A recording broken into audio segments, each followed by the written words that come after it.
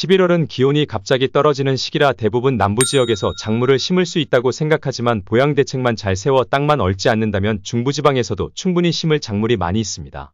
11월에는 추위에 강하고 월동이 가능한 작물들을 심어줍니다. 오늘은 11월에 심는 작물 10가지에 대해 알아보겠습니다. 첫 번째 작물은 시금치입니다. 시금치는 재배 과정도 간단하고 생육기간이 짧으며 월동도 가능하여 연중 수확이 가능한 작물입니다. 가을 시금치는 재배 기간이 약 60일 정도로 9월과 10월에 심어 그해 수확을 할 수 있습니다. 하지만 11월 이후에 심게 되면 그해 수확이 어려우며 다음 해봄에 수확이 가능합니다. 다음 작물은 마늘입니다. 한지역 마늘은 심고 잎이 올라온 상태에서 겨울이 오게 되면 얼어 죽기 때문에 겨울에 잎이 자라지 않고 월동을 할 수 있도록 난지역 마늘보다 늦게 심습니다.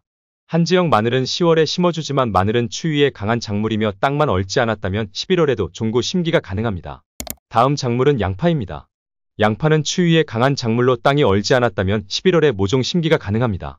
양파 모종 정식 적정 온도는 15도 이상일 때가 가장 좋으며 심는 지역의 평균 기온이 4도로 내려가기 한 달 전 시점이 가장 적합한 시기로 보면 됩니다.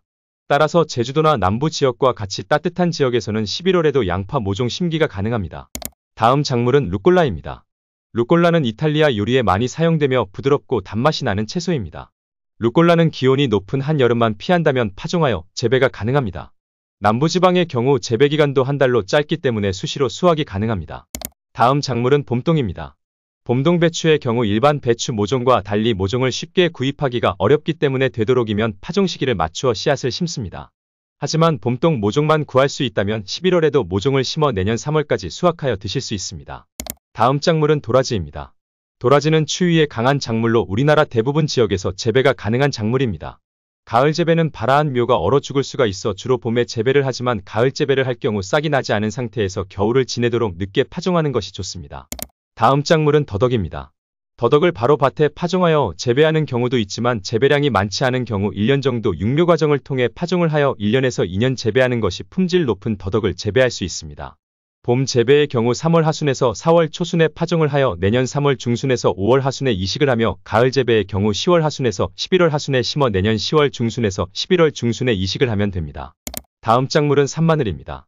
명이나물이라고 불리는 산마늘은 8월 하순부터 11월 땅이 얼기 전까지 모종을 심을 수 있습니다. 산마늘은 파종 후 최소 5년의 육묘 과정을 통해 모종을 심기 때문에 그냥 모종을 구입하여 심는 것을 추천드립니다. 산마늘은 1년 중 1은 봄에 한번 수확이 가능하고 6월부터는 휴면기간으로 넘어가기 때문에 수확이 불가하여 매우 귀한 작물 중 하나입니다. 다음 작물은 완두콩입니다. 가을에 심어 월동한 완두콩은 봄 재배 완두콩에 비해 알도 크고 품질과 맛이 우수합니다. 완두콩은 내한성이 매우 강한 작물로 큰 추위가 와도 죽지 않는 작물입니다. 따라서 겨울에 싹이 나오지 않더라도 봄에 싹이 올라오기 때문에 걱정 안 하셔도 됩니다. 마지막 작물은 밀과 보리입니다. 밀과 보리는 월동을 하기 위해서는 지역별 정확한 시기에 파종하는 것이 중요합니다. 너무 일찍 파종하게 되어 따뜻한 날씨가 지속되면 작물이 웃자라 겨울을 지내는 동안 어린 이삭이 얼어 죽어 생산량이 떨어질 수 있습니다. 반대로 너무 늦게 심으면 겨울을 지내는 동안 식물체가 얼어 죽을 수 있습니다. 오늘은 11월에 심는 작물 10가지에 대해 알아보았습니다. 구독과 좋아요는 텃밭 연구에 큰 도움이 됩니다. 영상 봐주셔서 감사합니다.